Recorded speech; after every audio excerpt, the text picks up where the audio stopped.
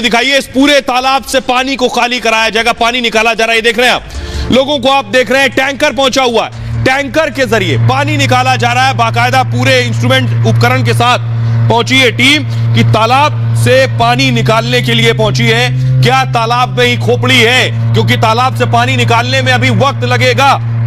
तो आखिर तालाब से अगर खोपड़ी निकल आई तो पुलिस के लिए इन्वेस्टिगेशन और आसान हो जाएगा। अब मैं आपको दिखाने जा रहा हूं, देखिए जरा तालाब, ये आपके सामने आ गया तालाब, और आप देखिए इस तालाब को खाली कराना है। जिप थोड़ा ऊपर लेकर आइए। छतरपुर के मैदान गली में तालाब में तलाशी हो रही है और आफताब से ने तालाब में शव का हिस्सा फेंका है। पुलिस पूछताछ में खुलासे के बाद एक्शन हुआ है और मैदान गली में आपको बताऊं कि तालाब को खाली कराया जा रहा है। इस पूरे तालाब को खाली करा लिया जाएगा। दोनों तरफ आपको पुलिस भी नजर आ रही है। जूम इन कीजिए और इसको जिप को ऊपर लेकर आइए। गोताखोरों को भी पुलिस ने मौके पर बुलाया है और नगर निगम के कई टैंकर मौके पर मौजूद हैं। 10 फीट तक गहरा है मैदान गली का यह तालाब, 10 फीट गहरा है। तालाब में हत्या से जुड़े बहुत अहम सबूत मिल सकते हैं। हत्या में इस्तेमाल हथियार भी अभी गायब है। क्या हथियार भी इसी में है तालाब में? सर भी इसी तालाब में है। नार्को टेस्ट से पहले पुलिस दरअसल सबूत जुटाना चाहती है।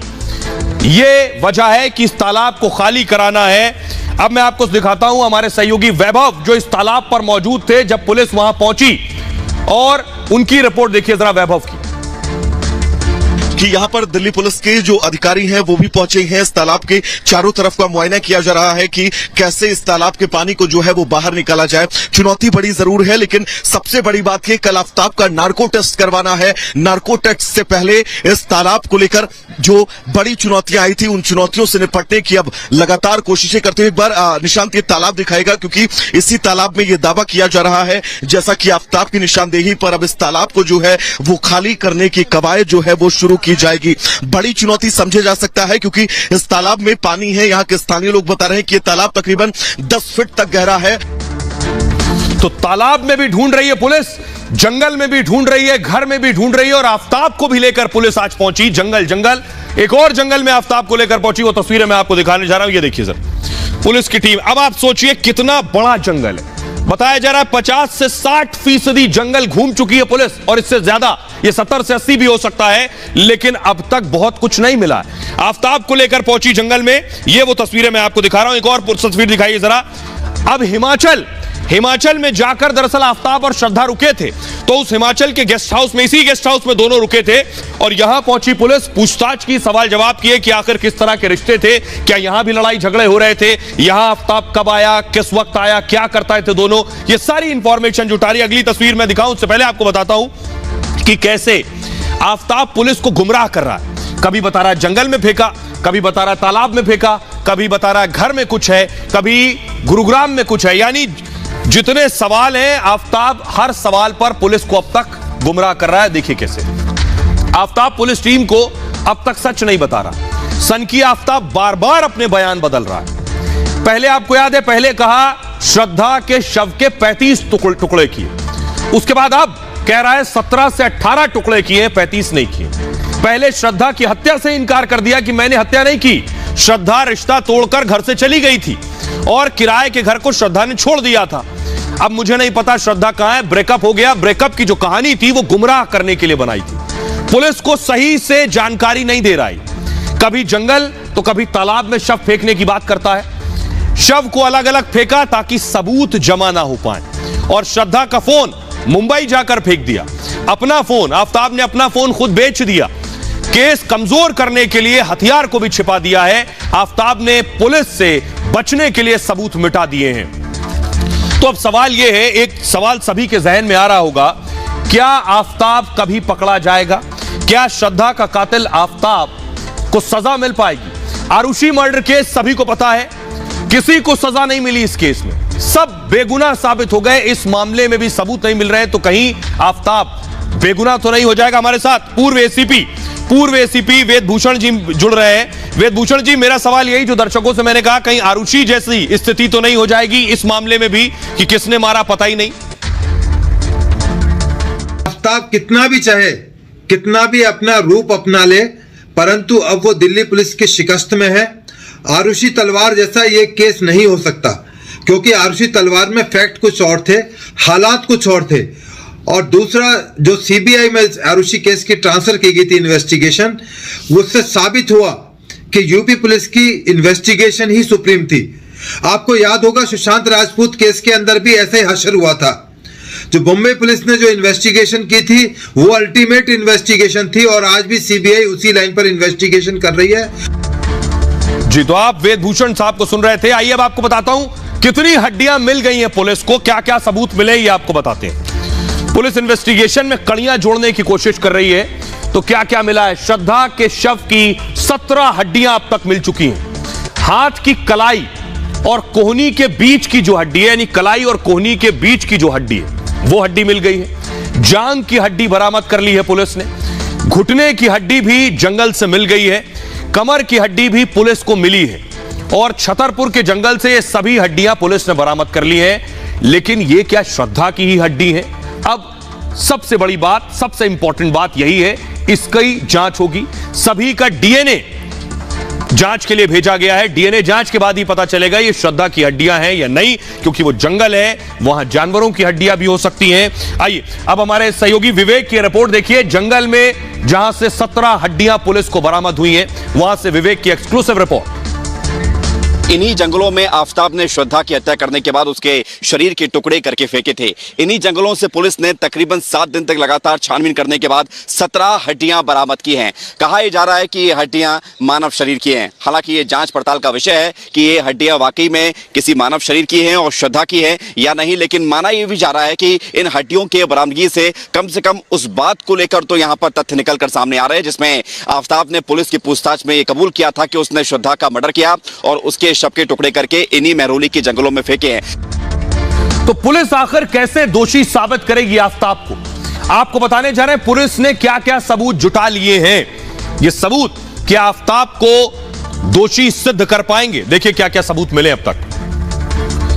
सबसे पहली चीज है आफ्ताब का कबूलनामा। अपना बयान बदल भी सकता है, लेकिन अभी उसका कबूलनामा पुलिस के पास है। आफ्ताब के घर से श्रद्धा का एक बैग मिला है, जो यह साबित करेगा कि श्रद्धा इसी घर में रहती थी। किचन में मिले खून के धब्बे।